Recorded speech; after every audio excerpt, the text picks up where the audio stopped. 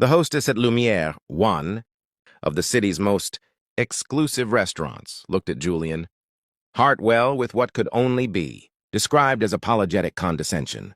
"I'm terribly sorry, Mr. Hartwell, but we're completely booked for the evening. Even for you, I'm afraid I can't conjure a table out of thin air."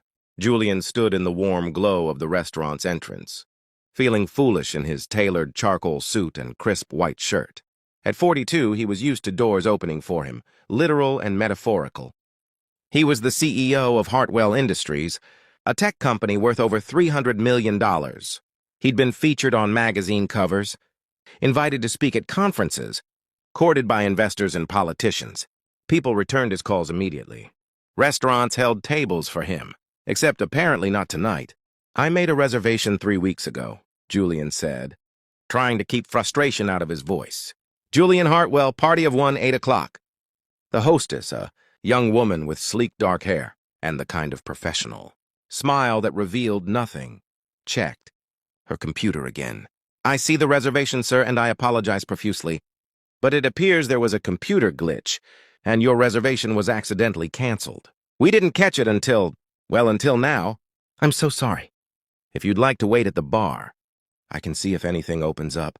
"But on a Saturday evening?" She trailed off meaningfully. Julian glanced at the bar, which was packed 3 deep with well-dressed patrons holding cocktails and conversations.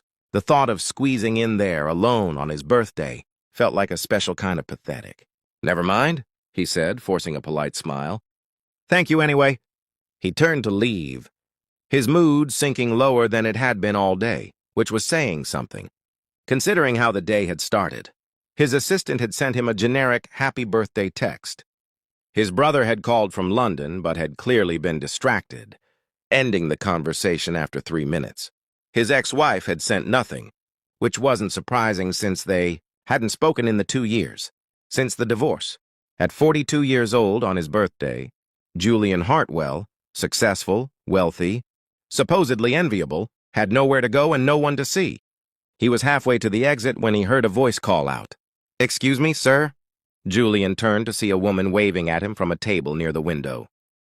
She had dark hair pulled back in an elegant bun, warm brown eyes, and a smile that seemed genuinely friendly rather than polite. She wore a cream-colored blouse tucked into jeans, casual, by the restaurant's standards, but she wore it with confidence. Beside her sat a boy, maybe 6 or 7 years old, with brown hair and his mother's eyes, wearing a red and white striped shirt. "Are you looking for a table?" the woman asked as Julian approached, confused. Yes. My reservation was apparently canceled by mistake." "That's terrible," the woman said, and she sounded like she meant it. "Look, my son and I have this whole table to ourselves. It seats 4, and honestly, it feels a bit wasteful. Would you like to join us? I know it's unusual to invite a stranger to dinner, but you look—" She paused, searching for words. "You look like you could use some company." Julian was so surprised he almost said no out of reflex. But something about the genuine kindness in her expression, the lack of recognition in her eyes, she had no idea who he was, made him reconsider. "Are you sure? I wouldn't want to intrude on your evening." "You're not intruding if we're inviting you," the boy piped up. "Mom always says there's no such thing as too much kindness." "Right, Mom?" The woman laughed, a warm sound that seemed to ease some of the tension Julian had been carrying. "Right, Miguel. We'd really like you to join us. I'm Sofia Martinez, and this is my son Miguel." "Julian," he said, shaking her hand and then Miguel's, who shook with exaggerated seriousness. "Julian Hartwell. And thank you.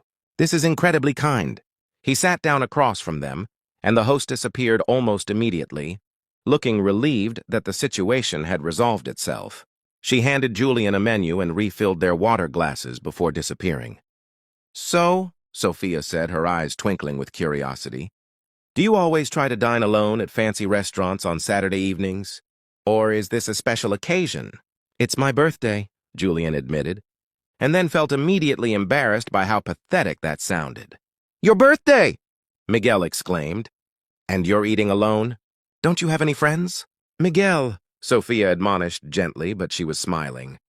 "That's a bit direct." "It's a fair question," Julian said, surprising himself with his honesty. "And the answer is, not really. Not close ones anyway. I have business associates, colleagues, people I work with. But friends, people I'd call to have dinner with on my birthday? He shook his head. I've been working so hard for so long that I guess I forgot to maintain those relationships. That's sad, Miguel said with the brutal honesty of childhood. But it's okay. You can have birthday dinner with us, right, Mom? Absolutely, Sophia said warmly. Everyone deserves company on their birthday.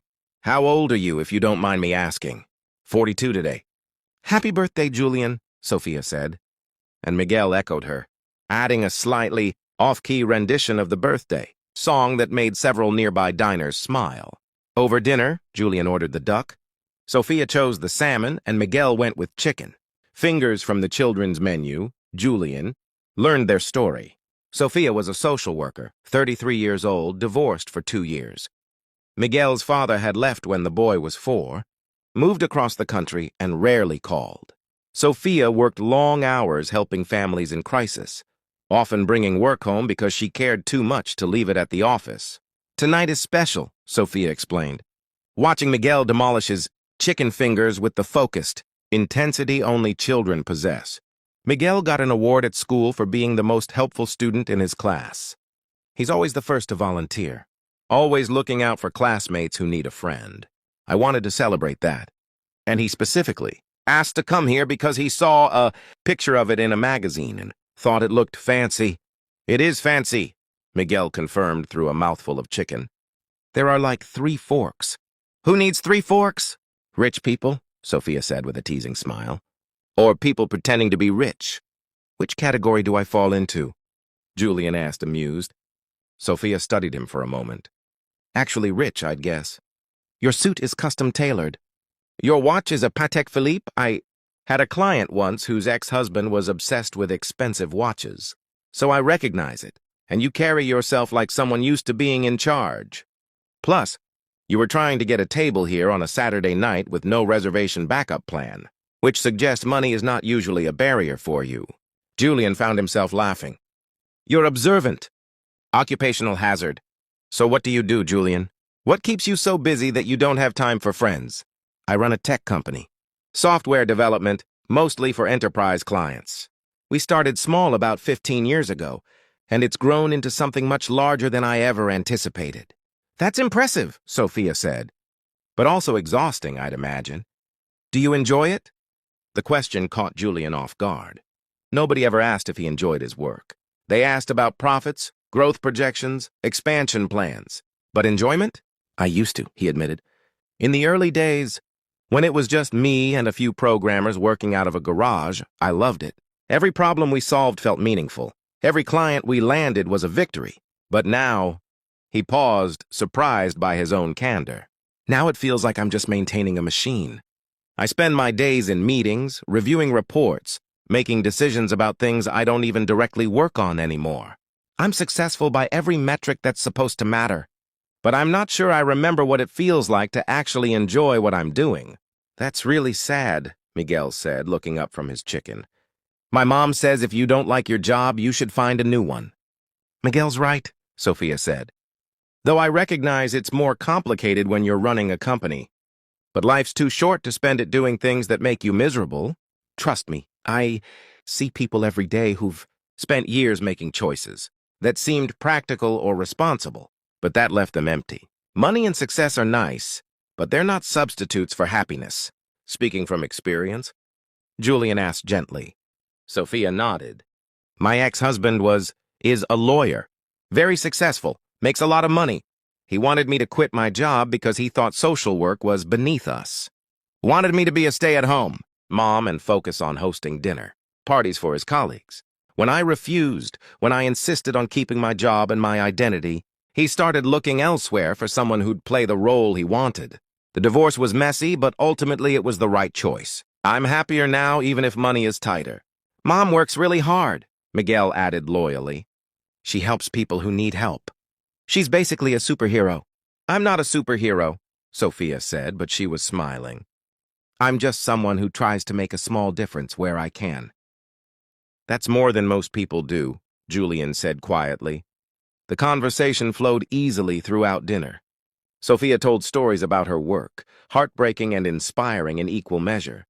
Miguel shared elaborate tales from school, complete with dramatic reenactments that made Julian laugh more than he had in months, and Julian, to his surprise, found himself opening up about his life in ways he rarely did with anyone.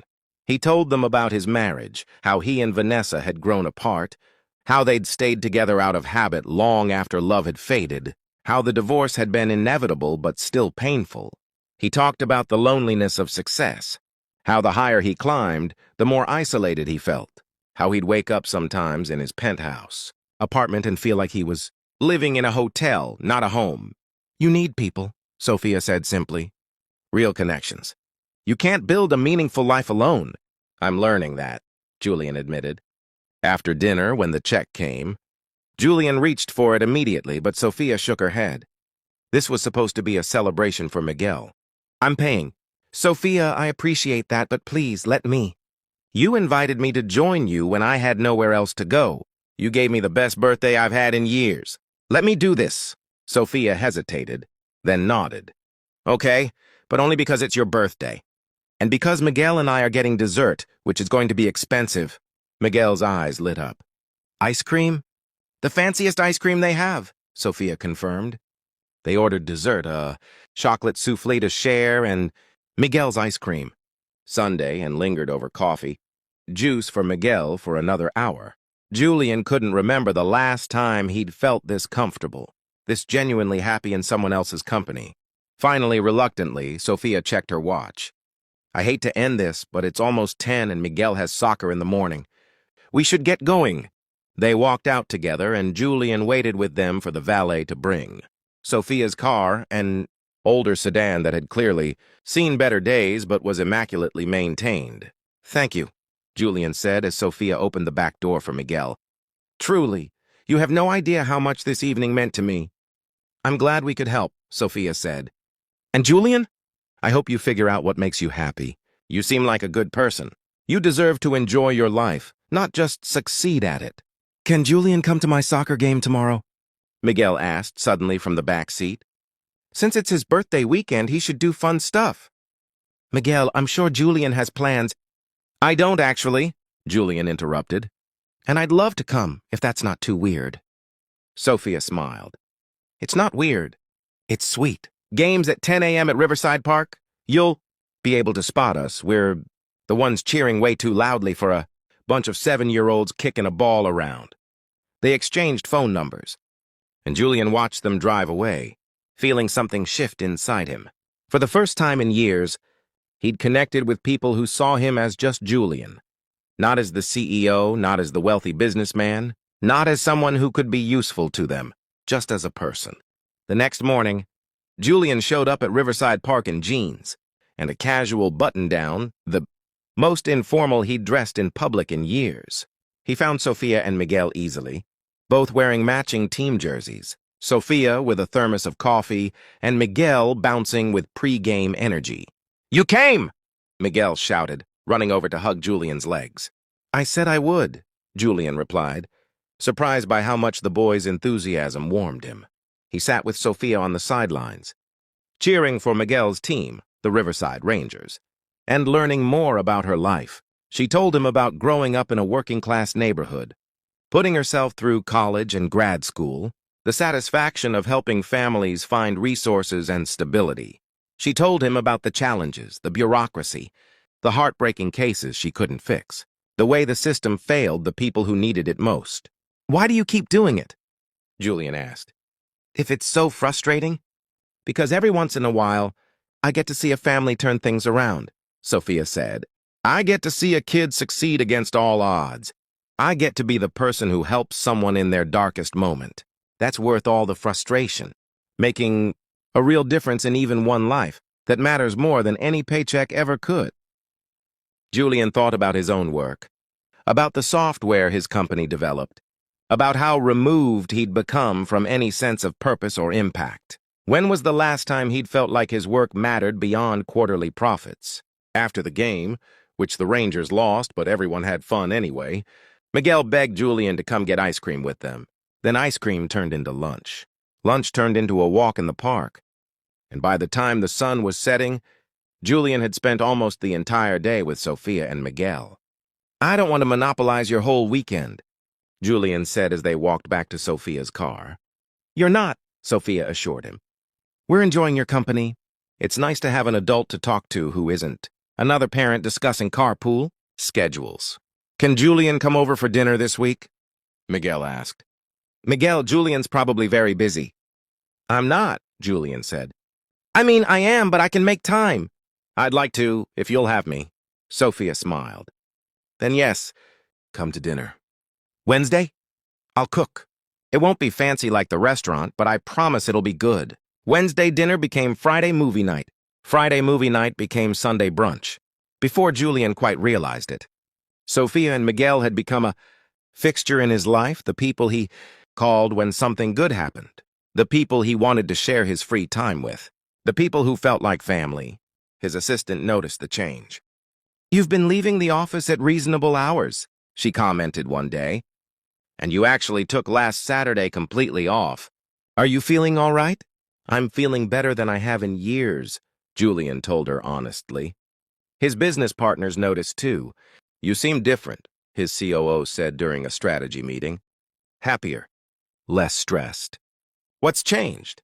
"I remembered there's more to life than work," Julian said simply. 3 months after that birthday dinner, Julian sat in Sophia's modest apartment, so different from his sleek penthouse, helping Miguel with homework while Sophia made dinner. It felt more like home than anywhere he'd lived in decades. "Julian," Miguel said, looking up from his math worksheet, "are you going to be my mom's boyfriend?" "Miguel," Sophia called from the kitchen. "That's personal." "But I want to know," Miguel said, "because I think it would be cool. You're nice, and you help with homework, and you're funny. Plus, you make Mom smile a lot." Julian looked toward the kitchen, where Sophia was standing in the doorway with a dish towel in her hands and pink cheeks. "I'd like to be," Julian said, looking at Sophia rather than Miguel. "If your mom would be interested in that." "I would," Sophia said softly. "Very interested." Miguel cheered. "Does this mean we can move to your fancy house?" "Miguel," Sophia said again, but she was laughing. "Actually," Julian said, "I've been thinking about selling the penthouse. It's never felt like home. I'd rather find something that does. Maybe with a yard for a certain someone to practice soccer in?" Sophia's eyes filled with tears. "Julian, you don't have to." "I want to," Julian said firmly. "For the first time in years, I want something beyond success and profits. I want a life, a real life with people I care about. You and Miguel have shown me what that looks like." "We're not your charity project," Sophia said, her voice catching. "You're not charity. You're the people who saved me when I was drowning and didn't even know it." That night at the restaurant, I was completely alone on my birthday, feeling like I'd succeeded at everything that didn't matter and failed at everything that did. "You invited me to your table. You shared your celebration. You showed me kindness when you had no reason to, and you've kept showing me kindness every day since. You've given me more than I could ever give you." "That's not true," Sophia said. "Julian, you've been amazing with Miguel. You've shown up for him in ways his own father never did. And you've given me someone to share things with, someone who understands the loneliness of working too hard for too long. You've given us both so much. Can we all live together?" Miguel asked hopefully. "Because I really want to live somewhere with a yard and a dog." "Can we get a dog?" "One thing at a time," Sophia laughed, wiping her eyes.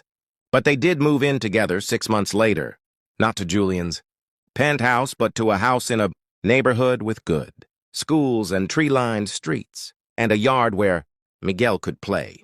Julian kept working but restructured his role at the company, promoting younger team members to handle day-to-day operations while he focused on long-term strategy and innovation, the parts of the business he'd originally loved. He made time for dinner with his family every night. He coached Miguel's soccer team. He volunteered with Sophia at the community center where she ran support groups. He rediscovered what it meant to have a life outside of work, to measure success by different metrics than profit margins. On his 43rd birthday, Julian woke up in the house he now shared with Sophia and Miguel, and yes, they'd gotten a dog, a golden retriever named Buddy. Sophia was making pancakes. Miguel was wrapping a present he'd made at school, a picture frame, decorated with buttons and glitter that said, "World's Best Julian." "It's supposed to say World's Best Dad," Miguel explained. "But Mom said I should check with you first before I called you that." Julian felt his throat tighten. "I'd be honored if you called me that." Miguel beamed. "Okay, then it says World's Best Dad even though the words say Julian. You just have to imagine it." That evening, Sophia threw a birthday party, a small gathering of people. Julian had been getting to know through her. Parents from Miguel's school, colleagues from the community center, neighbors from their street. Real people with real lives who knew him as